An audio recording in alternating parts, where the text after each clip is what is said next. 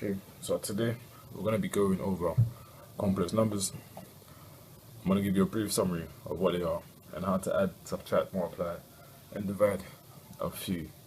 Okay, so a complex number is any number that can be expressed in the form of a plus bi.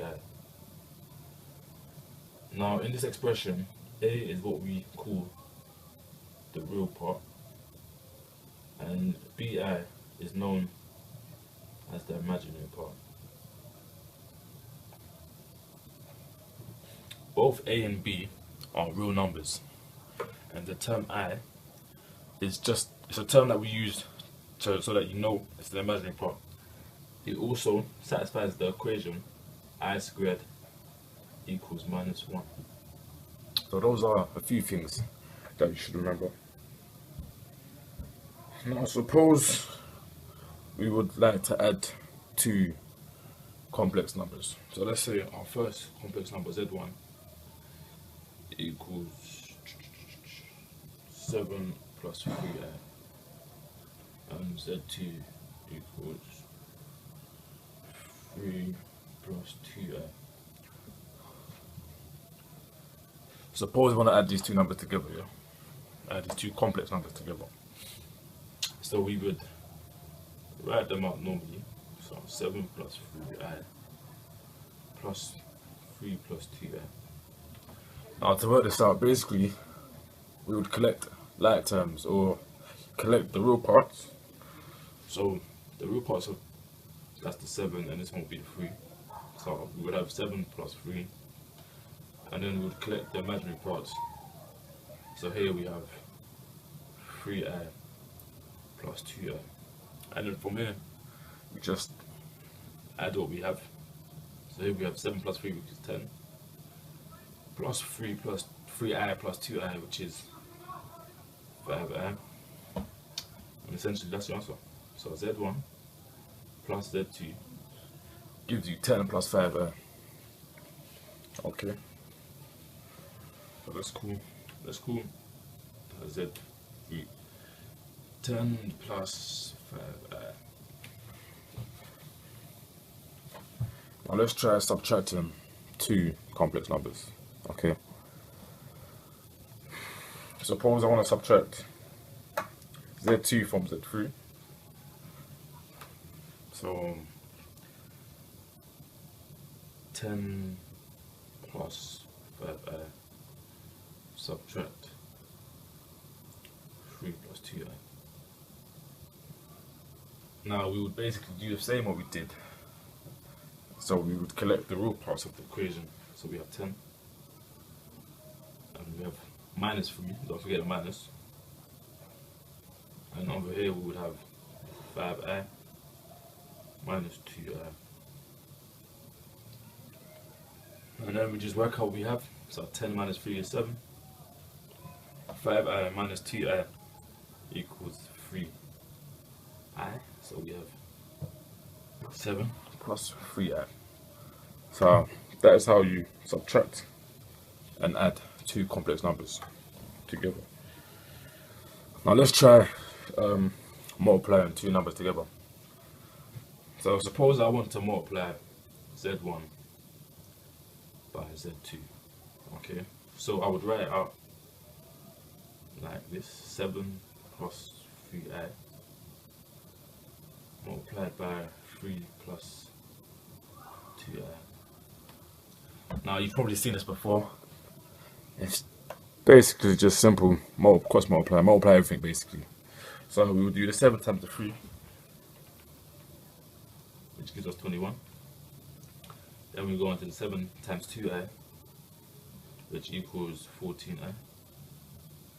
The 3i times the 3, which gives us 9i.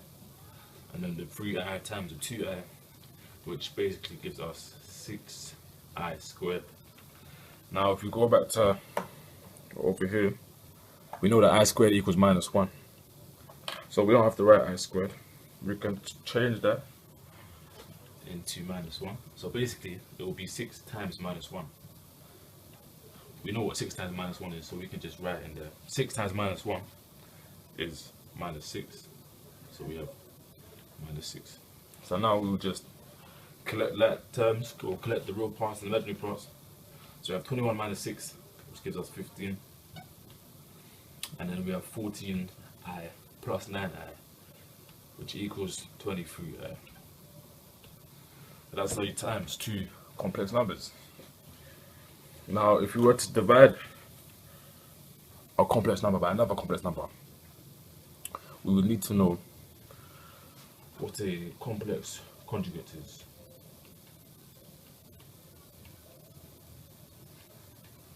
Okay. Now suppose we have a complex number in the form of a plus bj, or bi, sorry.